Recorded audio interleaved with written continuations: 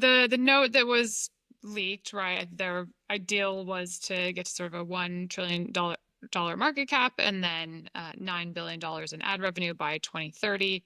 So I thought we could walk through some of the assumptions, right? What would have to be true to get there? At least one version. There will be multiple routes to this as a possibility, sure, but we're looking at one. So I think the first thing, now again, they don't disclose this, which is unsurprising. It's still not a quote unquote significant portion of their revenue, right? There are certain sort of assumed standards when it comes to, say, revenue starts hitting above 10 or a segment is more than 10% of your revenue. Typically, you're probably going to report on that segment at that time.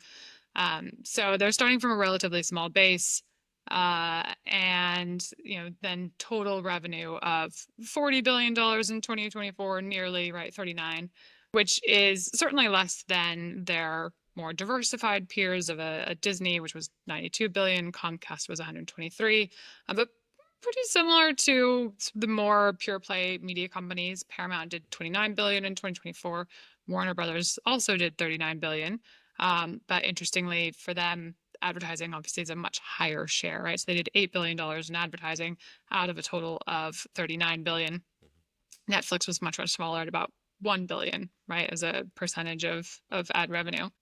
Let's start with an assumption, just for fun, that Netflix doubles ad revenue in 2025. And they actually did mention that on their call, that they said they do anticipate doubling their ad revenue in this year.